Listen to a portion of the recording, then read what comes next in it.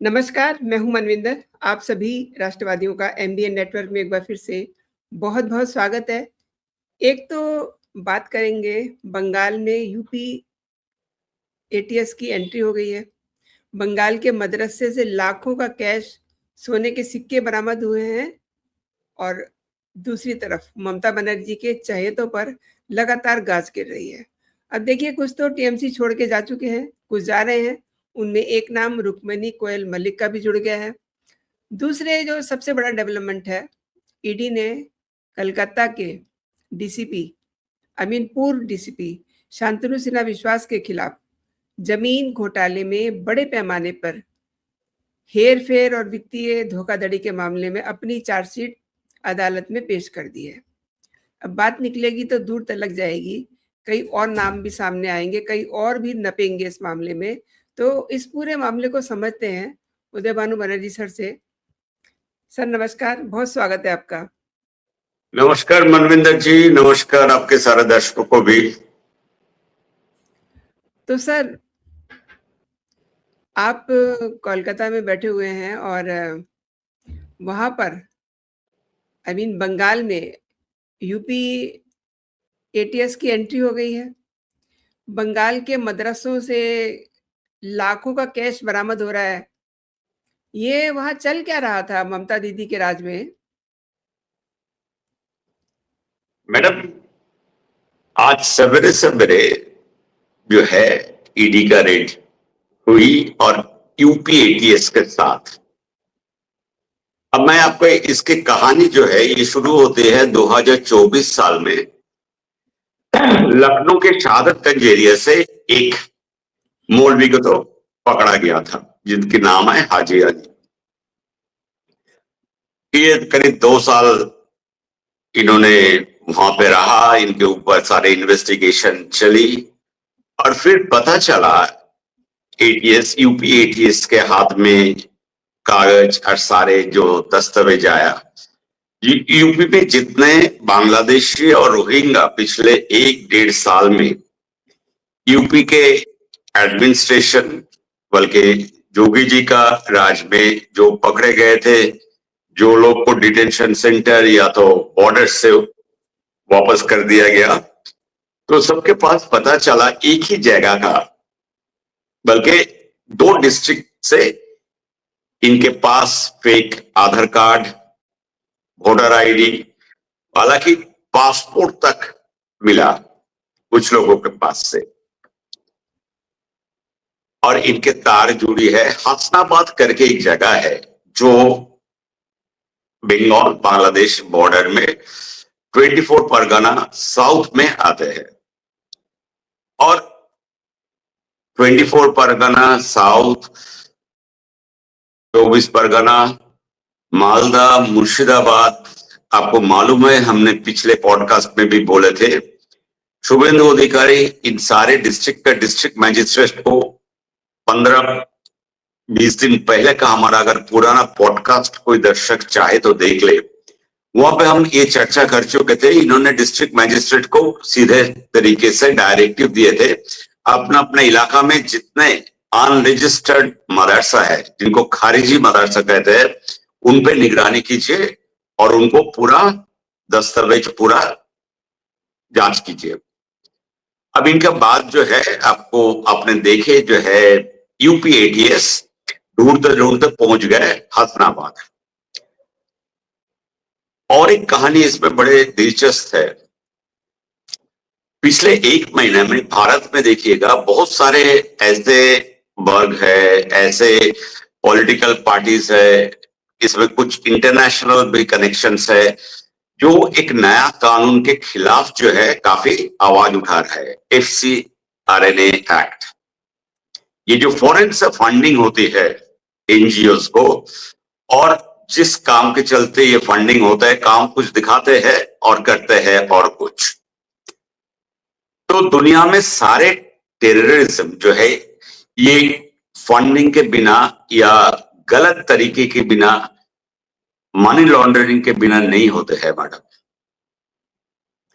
जिनके पास बैंक में पैसा है वो पैसा उठा के वो टेररिज्म ये सब चीज में पैसा नहीं देते हैं, पैसा आता है ये दूसरे गलत रास्ते से, गलत तरीके से, गलत धंधे के, कुछ ड्रग्स के पैसे होते हैं, कुछ ह्यूमन ट्रैफिकिंग के पैसे होते हैं, मतलब सारे जो है गलत काम से जो पैसा कमाया जाता है वो ये सब में आता है।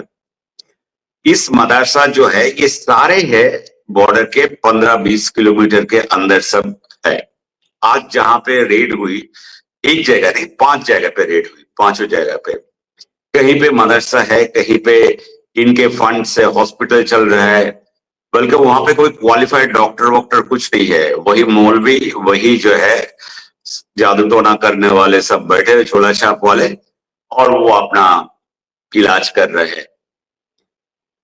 अब बात ऐसा है मैडम, इतने आधार कार्ड, इतना फेक वोटर आईडी, पासपोर्ट, इसके पीछे जो कारण जो है वो पता चला टीएमसी के लोकल लीडर है ये हाजी, इनके नाम भी सामने आया।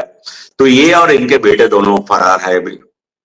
और इस चीज का मैडम ये मत सोचिए, जो ये रेड और ये ईडी का जो प्रेस रिलीज जो है हमने देखे, इसके साथ ये चीज बंद हो जाएगी। नहीं मैडम, पहली बार आपको देखने में आ रहा है, देखिए पूरे देश में एक इंटीग्रेटेड इंटेलिजेंस नेटवर्क कैसे काम करता है। और ये भी हमने आपके पॉडकास्ट में चर्चा किए थे, एक बहुत बड़ा लैब जो है पिछले दिन अमित शाह ने, forensic lab, digital evidence lab, जो सारे देश और प्रदेश के पुलिस हेडक्वार्टर के साथ जुड़े हुए हैं। तो आज के दिन में ऐसे तत्व जो है असामाजिक या जो देश के खिलाफ जो काम करते हैं, जो गलत पैसा को इस्तेमाल करते हैं, डोनेशन लेते हैं, कहां से पैसा आता है, कहां से पैसा जाता है, किसी को पता नहीं। ये सारे चीज अभी सामने में आएगा। बल्कि आज का रेट जो है, हम तो कहेंगे बहुत बड़ा नेटवर्क, टेररिस्ट नेटवर्क को इन्होंने डिस्मेंटल किया।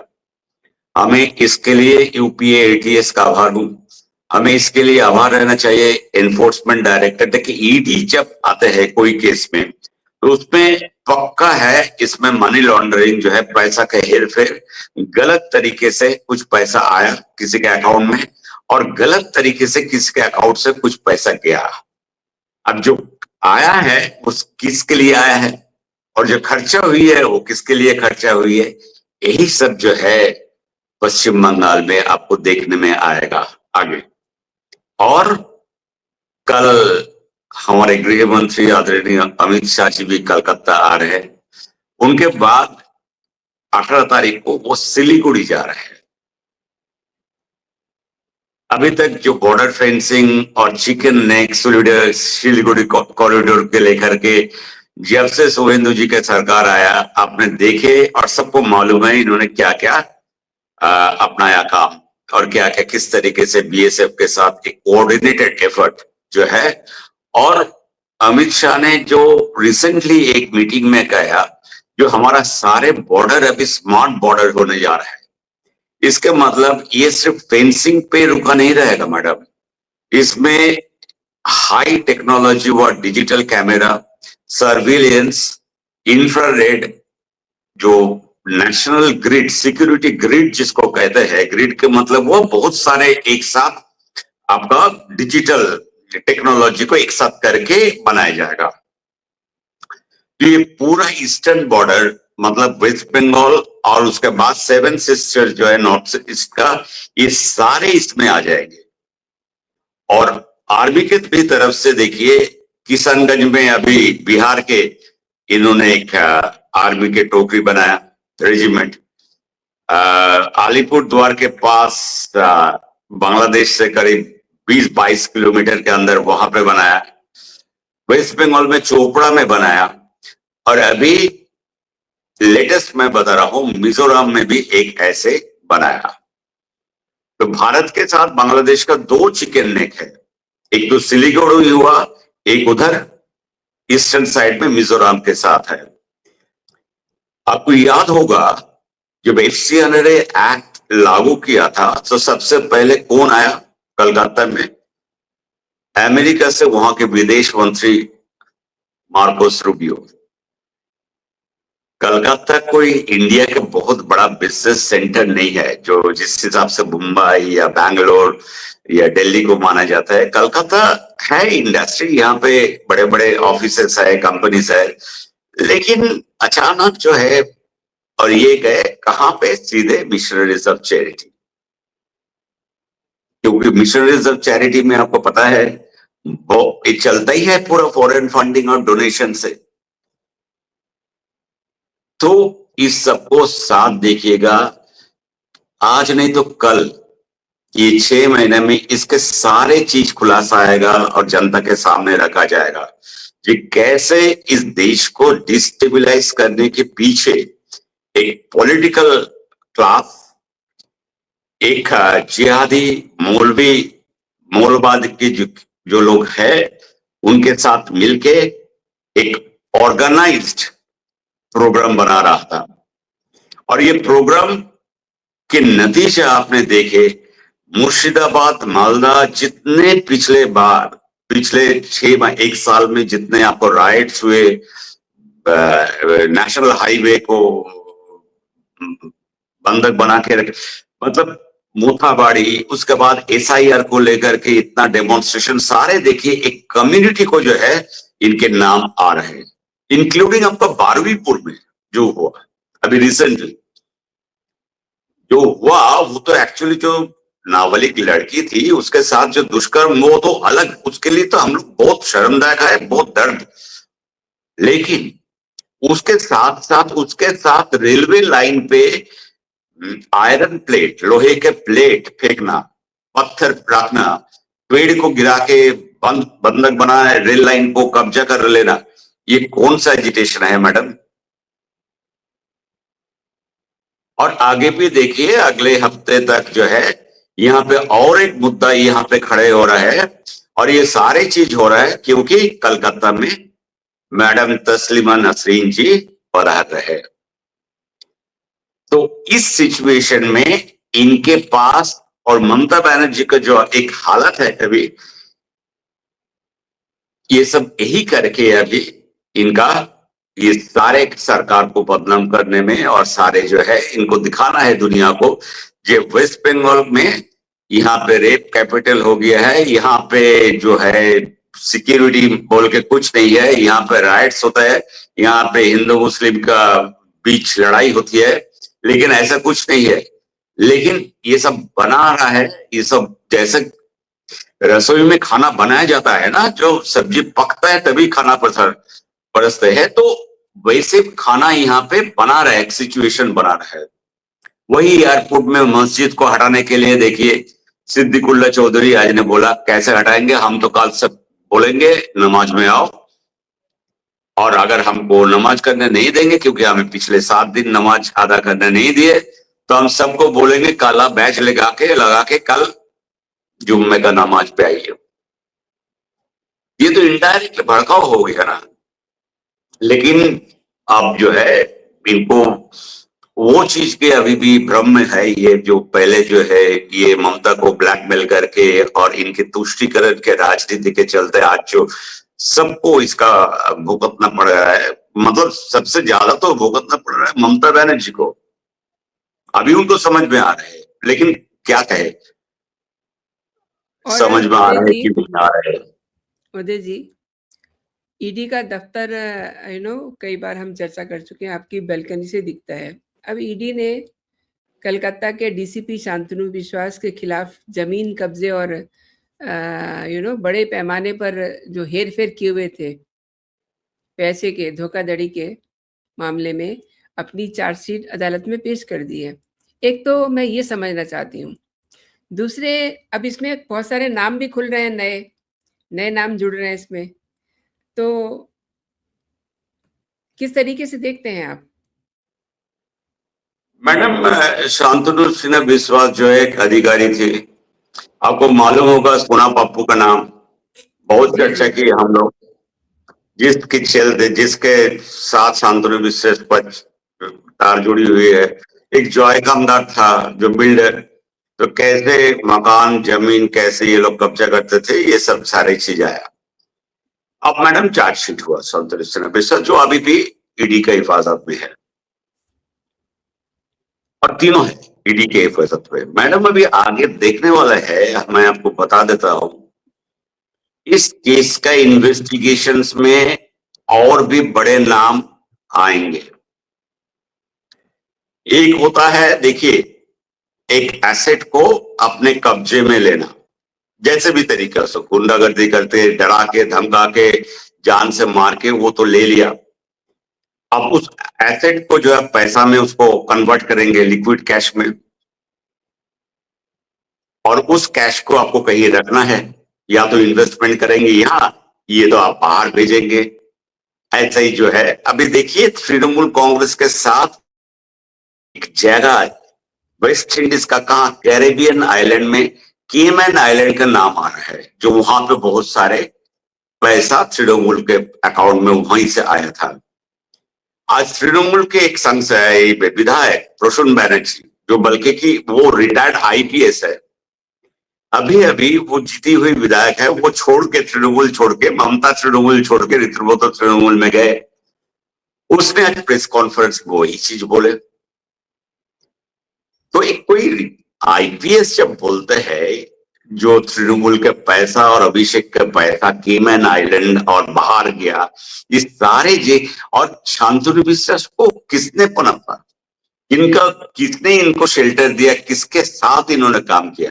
वही अभिषेक बैनर्जी, वही ममता बनर्जी और वही कालीघाट थाना।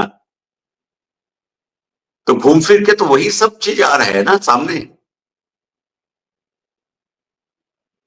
तो आगे देखिए बहुत बड़े बड़े नाम आने वाला है मैडम।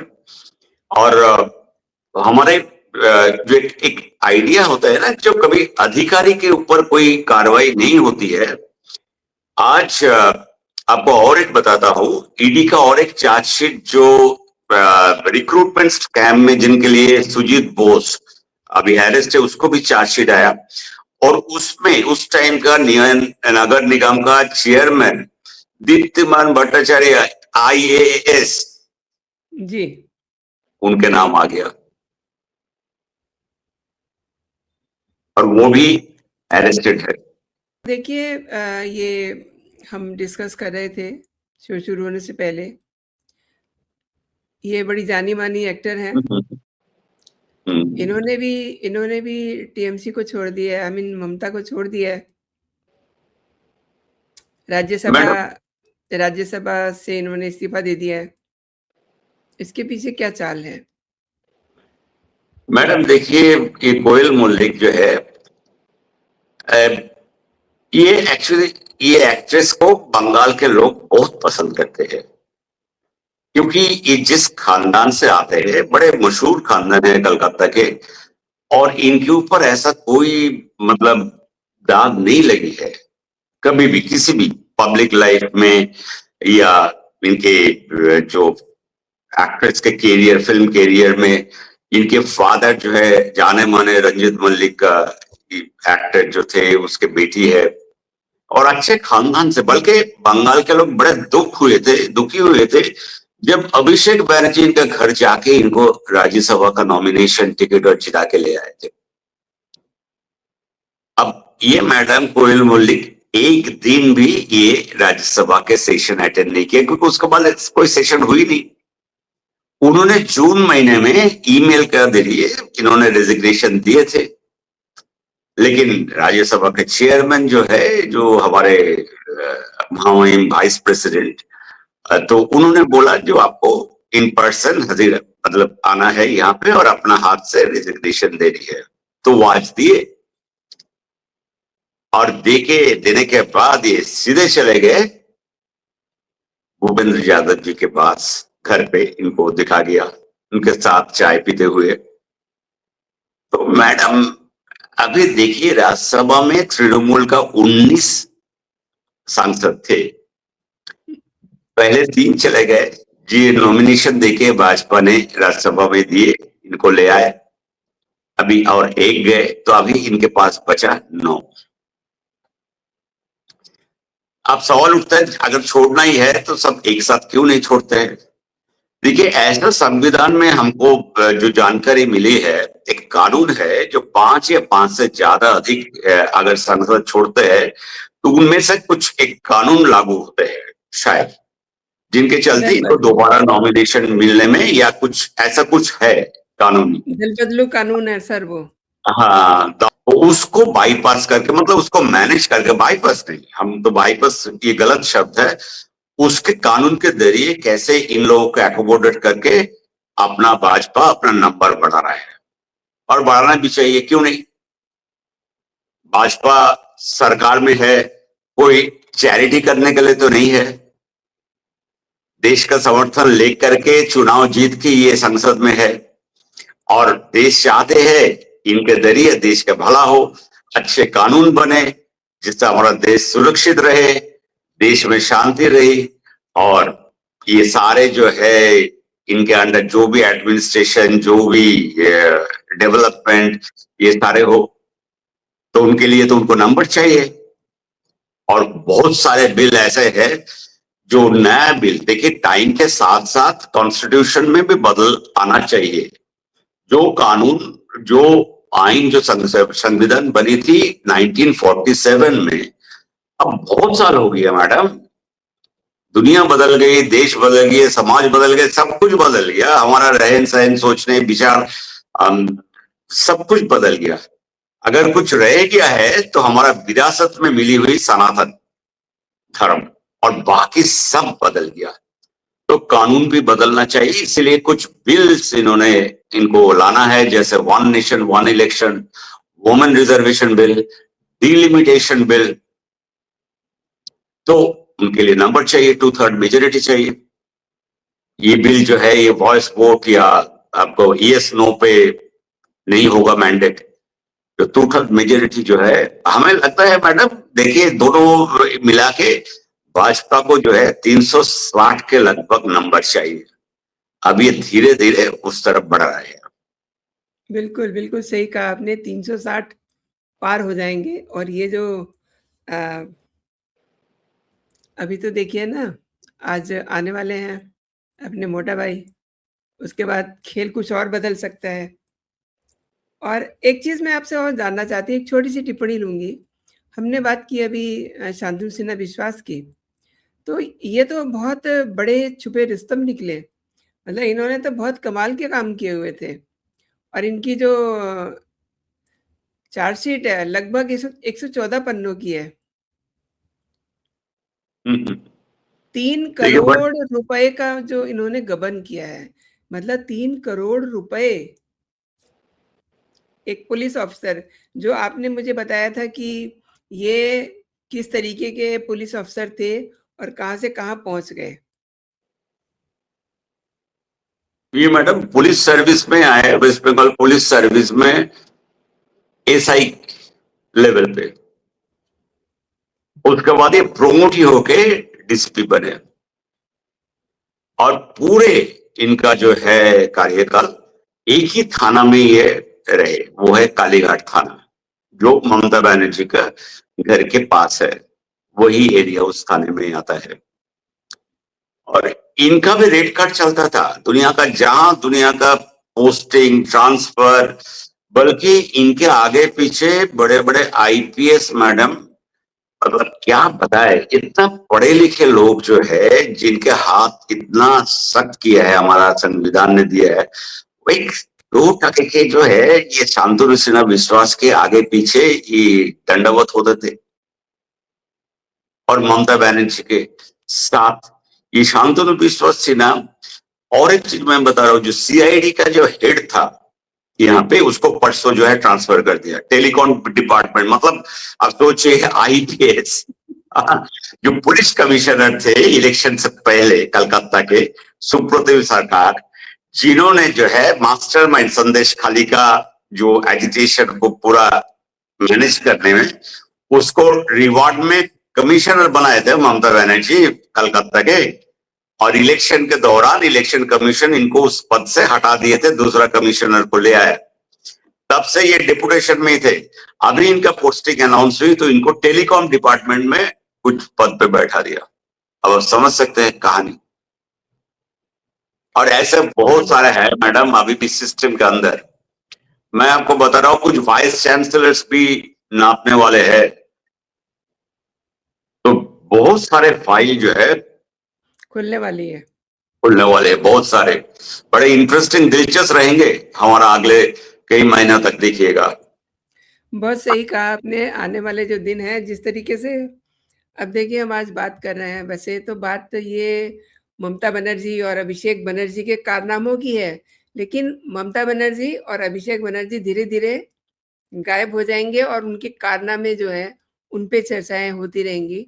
आपने उदय सर मेरे शो के लिए समय निकाला, मेरे लिए समय निकाला और आपने तमाम मुद्दों पे मेरे दर्शकों को विस्तार से जानकारी दी। बहुत-बहुत धन्यवाद आपका। जय हिंद, जय भारत। जय हिंद मैडम।